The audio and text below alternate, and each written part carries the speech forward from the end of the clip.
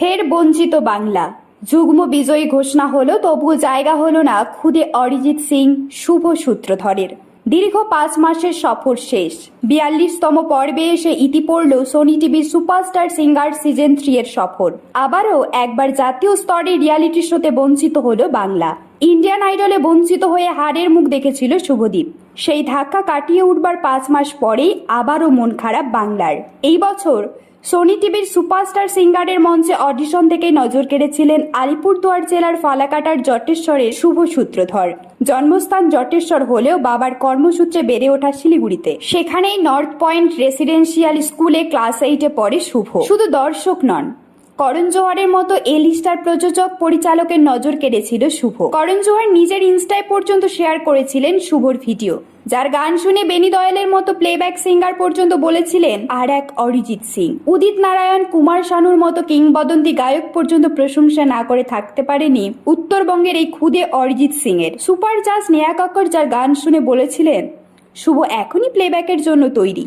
Audition থেকে শুরু করে প্রতিটি পর্বে শুভ তার পারফরমেন্সের ভিত্তিতে মুন্সিয়ানা দেখিয়েছিল। শুভর পারফরমেন্স অবাক করে দিয়েছিল ক্যাপ্টেন অরুণিতা কাঞ্জিলাল, পবনদীপ রাজন, সায়ালি কাম্বলে, মোহাম্মদ দানিশ ও সালমান আলীদেরকেও।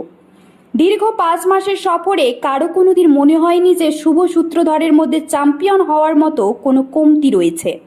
তার এবং আবির্ভাবের পারফরমেন্সে মুগ্ধ সকলে ধরেই নিয়েছিল সুপারস্টার সিঙ্গার সিজন 3-তে সম্ভাব্য চ্যাম্পিয়ন আবির্ভাব অথবা শুভ। সম্ভাব্য চ্যাম্পিয়ন হিসেবে এই দুজনই সবাইকে ছাড়িয়ে গিয়েছিল, তবুও শিখে ছিড়ল না। 4 আগস্ট 2024 রবিবার গ্র্যান্ড ফিনালেতে দেখা গেল সম্পূর্ণ বিপরীত চিত্র। হারের মুখ দেখলেন শিলিগুড়ির 15 বছরের কিশোর, সকলের নয়নের মণি শুভ সূত্রধর। যদিও গ্র্যান্ড ফিনালে একজন নয়, দুজনের হাতে উঠল সুপারস্টার সিঙ্গার সিজন 3 এর ট্রফি। জনপ্রিয়তার বিচারে অর্থাৎ দর্শকদের ভোটে উইনার হয় কেরালার আবির্ভাব এস, যেটা মোটামুটি ধরেই নেওয়া হয়েছিল। কারণ জনপ্রিয়তা এবং দর্শকদের ভোটের বিচারে ছোট্ট বীর আবির্ভাব সবাইকে টেক্কা দিয়েছিল। কিন্তু বিচারকদের পছন্দের নিরিখে শুভ পিছিয়ে গেল কিভাবে? প্রশ্ন কিন্তু সবার মনে। এটা নেহাতি কোনো চক্রান্ত নয় তো? নাকি বাঙালি হওয়ার কারণে আরো একবার বঞ্চিত থেকে গেল উত্তরবঙ্গের শুভ সূত্রধর? বিচারকদের চুলচেরা বিশ্লেষণের পর যুগ্মভাবে সেরা নির্বাচিত হল অথর্ব বক্সী। তবে দীর্ঘ 5 মাসের 42টি পর্বে পিহু আবির্ভাবের বন্ধুত্ব ছিল এই শোয়ের টিআরপির অন্যতম হাতিয়ার। গ্র্যান্ড ফিনাল শেষে ফার্স্ট কিংবা সেকেন্ড রানার আপ নামও ঘোষণা করা হয়নি, শুধু আবির্ভাব এবং অথর্বকে বিজয়ী হিসেবে ঘোষণা করা হয়েছে। এই দুই বিজয়ী প্রত্যেকে উইনিং ট্রফি ছাড়াও পেয়েছে 10 লাখ টাকার নগদ পুরস্কার। গ্র্যান্ড ফিনালের মঞ্চেও শুভ তার গানের মূর্ছনায় মুগ্ধ করেছে সকলকে।